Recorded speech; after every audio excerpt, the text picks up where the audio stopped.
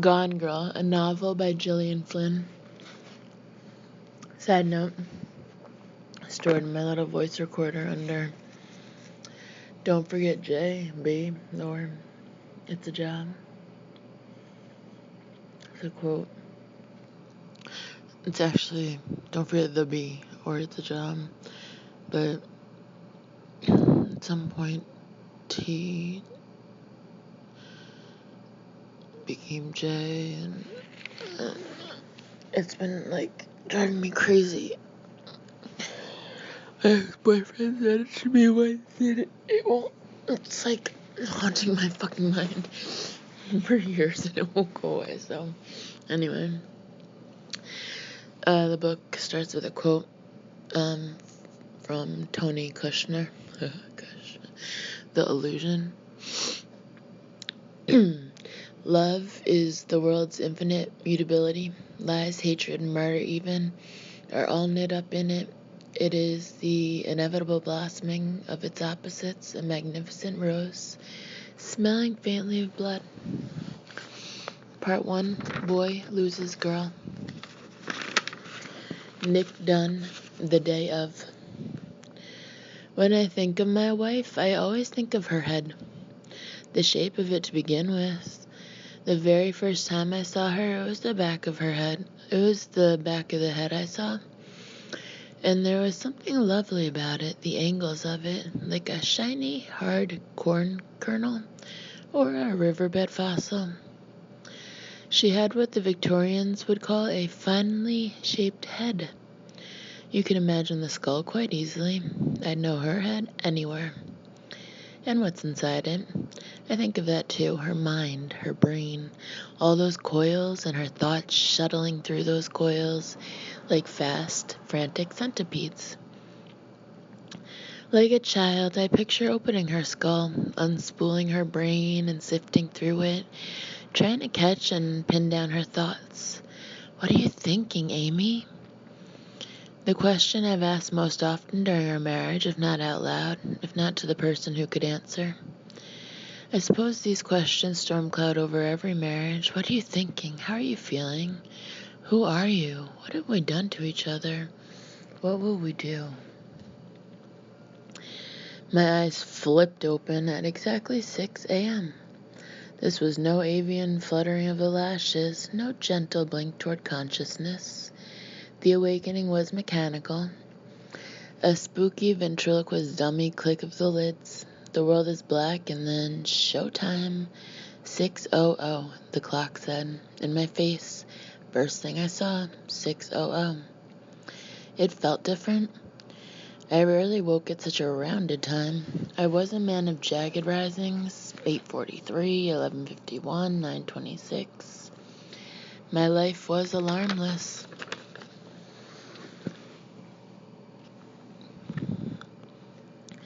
At that exact moment, 6:00, the sun climbed over the skyline of oaks, revealing its full summer angry god self.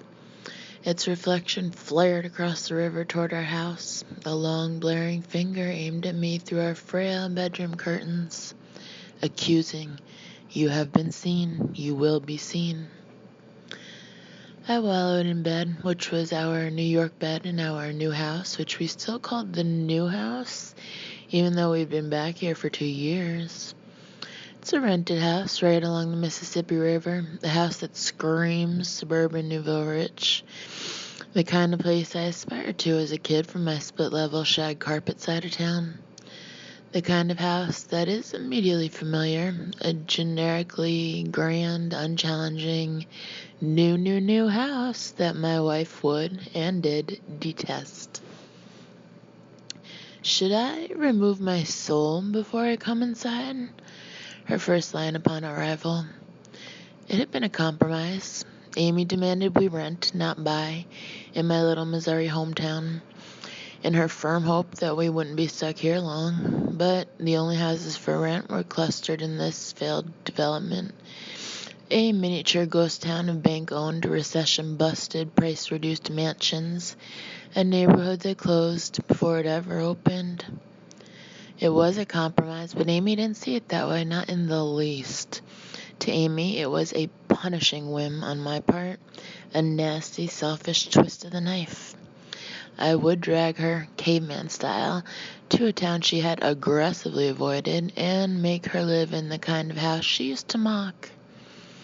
I suppose it's not a compromise if only one of you considers it such, but that was what our compromises tended to look like. One of us was always angry, Amy usually. Do not blame me for this particular grievance, Amy. The Missouri grievance. Blame the economy. Blame bad luck. Blame my parents. Blame your parents. Blame the internet. Blame people who use the internet. I used to be a writer.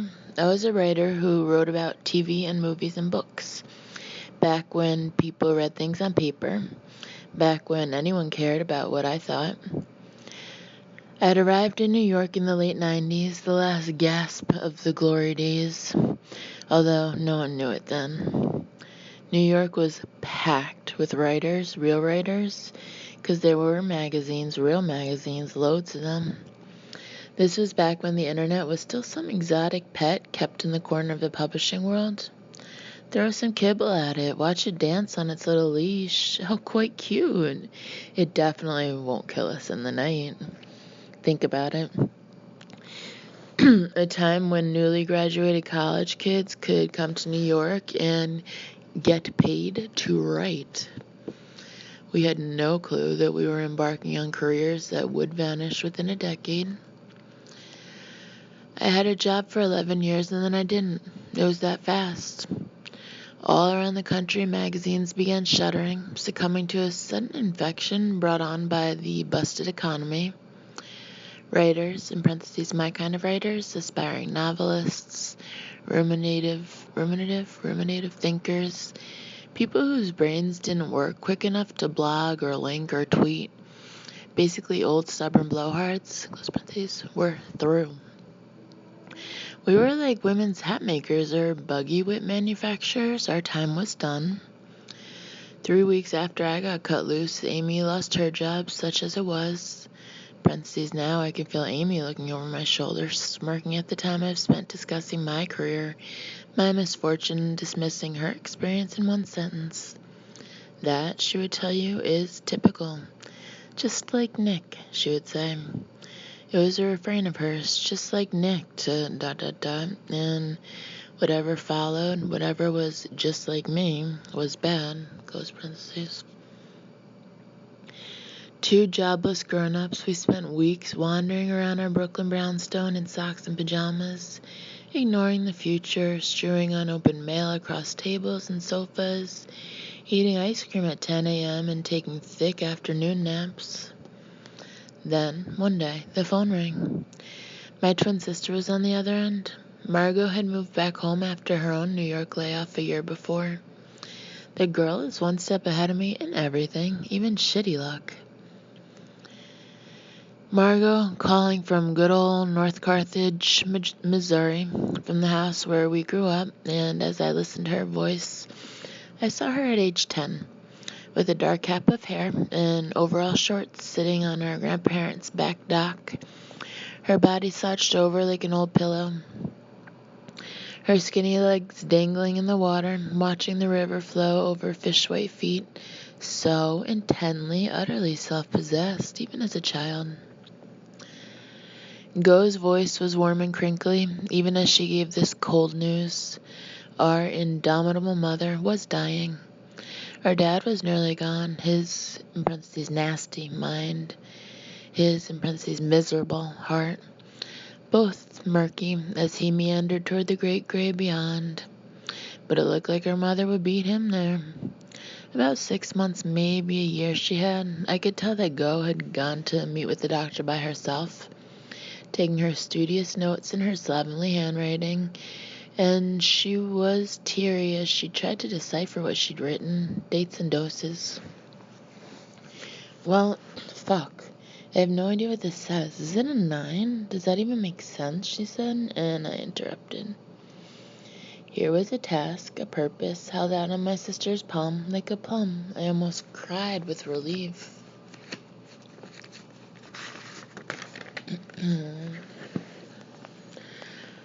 I'll come back, Go. We'll move back home. You shouldn't have to do this all by yourself. She didn't believe me. I could hear her breathing on the other end. I'm serious, Go. Why not? There's nothing here. A long exhale. What about Amy? This is what I didn't take long enough to consider. I simply assumed I would bundle up my New York wife with her New York interests, her New York pride, and remove her from her New York parents, leave the frantic, thrilling future land of Manhattan behind, and transplant her to a little town on the river in Missouri, and all would be fine. I did not yet understand how foolish, how optimistic, how, yes, just like Nick I was for thinking this, the misery it would lead to. Amy will be fine. Here's where I should have said Amy loves Mom. But I couldn't tell Go that Amy loved our mother because after all that time, Amy still barely knew our mother. Their few meetings had left them both baffled. Amy would dissect the conversations for days after. And what did she mean by, as if my mother were some ancient peasant tribeswoman arriving from the tundra with an armful of raw yak meat and some buttons for bartering, trying to get something from Amy that wasn't on offer. Amy didn't care to know my family, didn't want to know my birthplace, and yet for some reason I thought moving home would be a good idea. My morning breath warmed the pillow, and I changed the subject in my mind. Today was not a day for second-guessing or regret. It was a day for doing. Downstairs, I could hear the return of a long-lost sound. Amy making breakfast. Banging wooden cupboards, in parentheses, rump thump. Exclamation point mark, whatever. Rattling containers of tin and glass, ding a ring, shuffling and sorting a collection of metal pots and iron pans, ruz shuz. A culinary orchestra tuning up, clattering vigorously toward the finale. A cake pan, drum rolling along the floor, hitting the wall with a cymbal, like cymbals, C-Y-M-B-A-L, not symbols like S-Y-M-B-A-L. Crash. Something impressive was being created, probably a crepe, because crepes are special, and today Amy would want to cook something special. It was our 5-year anniversary. I walked barefoot to the steps and stood listening, working my toes into the plush wall-to-wall carpet Amy detested on principle, as I tried to decide whether I was ready to join my wife. Amy was in the kitchen, oblivious to my hesitation. She was humming something melancholy and familiar. I strained to make it out. A folk song? A lullaby? And then realized it was a theme to MASH. Suicide is painless. I went downstairs. I hovered in the doorway watching my wife. Her yellow butter hair was pulled up, the hank of ponytail swinging cheerful as a jump rope, and she was sucking distractedly on a burnt fingertip, humming around it. She hummed to herself because she was an unrivaled botcher of lyrics. When we were first dating, a Genesis song came on the radio. She seems to have an invisible touch. Yeah. And Amy crooned instead, she takes my hat and puts it on the top shelf. When I asked her why she'd ever think her lyrics were remotely, possibly, vaguely right, she told me she always thought the woman in the song truly loved the man because she put his hat on the top shelf. I knew I liked her then, really liked her, this girl with an explanation for everything. There's something disturbing about recalling a warm memory and feeling utterly cold. Amy peered at the crepe sizzling in the pan and licked something off her wrist. She looked triumphant, wifely. If I took her in my arms, she would smell like berries and powdered sugar. When she spied me lurking there in grubby boxers, my hair in full heat miser spikes, she leaned against the kitchen counter and said, "Well, hello, handsome." Bile and dread inched up my throat. I thought to myself, okay, go. I was very late getting to work. My sister and I had done a foolish thing when we both moved back home.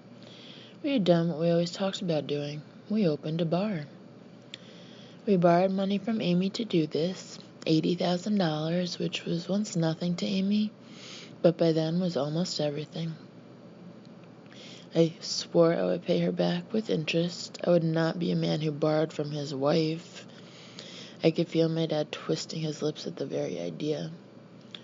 Well, there are all kinds of men, his most damning phrase. The second half left unsaid, and you are the wrong kind.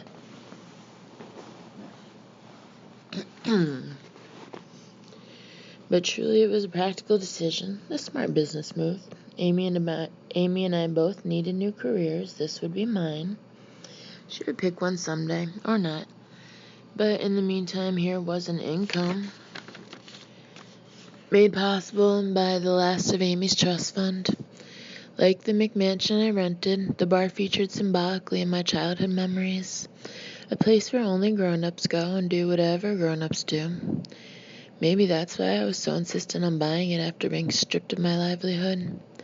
It's a reminder that I am, after all, an adult, a grown man, a useful human being, even though I lost the career that made me all these things.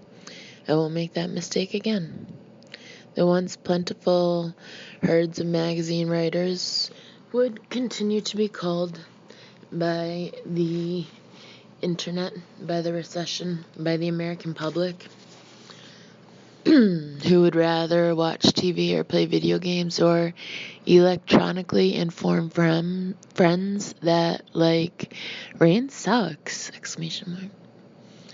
But there's no app for a bourbon buzz on a warm day in a cool dark bar.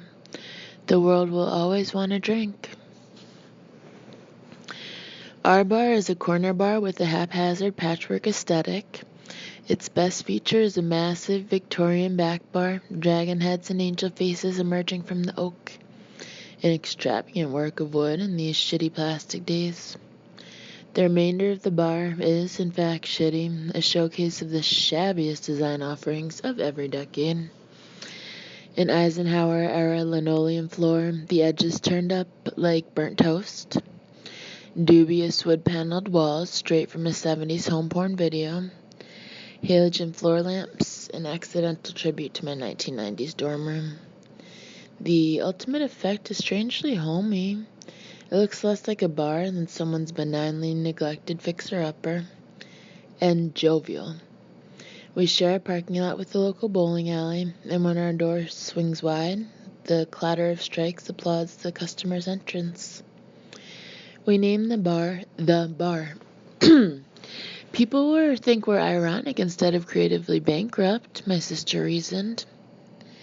Yes, we thought we were being clever New Yorkers, that the name was a joke no one else would really get, not get like we did, not meta get. We pictured the locals scrunching their noses. Why'd you name it The Bar? But our first customer, a gray-haired woman in bifocals and a pink jogging suit, said, I like the name. Like in Breakfast at Tiffany's, and Audrey Hepburn's cat was named Cat. We felt much less superior after that, which was a good thing. I pulled into the parking lot. I waited until a strike erupted from the bowling alley. Thank you, friends. Then stepped out of the car. I admired the surroundings, still not bored with the broken-in view. The squatty blonde brick post office across the street, now closed on Saturdays. The unassuming beige office building just down the way, now closed, period. The town wasn't prosperous. Not anymore, not by a long shot. Hell, it wasn't even original, being one of two Carthage, Missouris. Ours is technically North Carthage, which makes it sound like a twin city, although it's hundreds of miles from the other, and the lesser of the two. A quaint little 1950s town that bloated itself into a basic mid-sized suburb and dubbed it Progress. Still, it was where my mom grew up and where she raised me and go, so it had some history. Mine, at least. As I walked toward the bar across the concrete and weed parking lot, I looked straight down the road and saw the river. That's what I've always loved about our town. We aren't built on some safe bluff overlooking the Mississippi. We are on the Mississippi. I could walk down the road and step right into the sucker. An easy 3-foot drop and be on my way to Tennessee. Every building downtown bears hand-drawn lines from where the river hit during the flood of 61, 75, 84, 93, 07, 08, 2011, and so on. The river wasn't swollen now, but it was running urgently in strong, ropey currents. Moving apace with the river was a long, single-file line of men, eyes aimed at their feet, shoulders tense, walking steadfastly nowhere. As I watched them, one suddenly looked up at me, his face in shadow, in oval blackness. I turned away. I felt an immediate, intense need to get inside. By the time I had gone 20 feet, my neck bubbled with sweat. The sun was still an angry eye in the sky. You have been seen. My gut twisted, and I moved quicker. I needed a drink.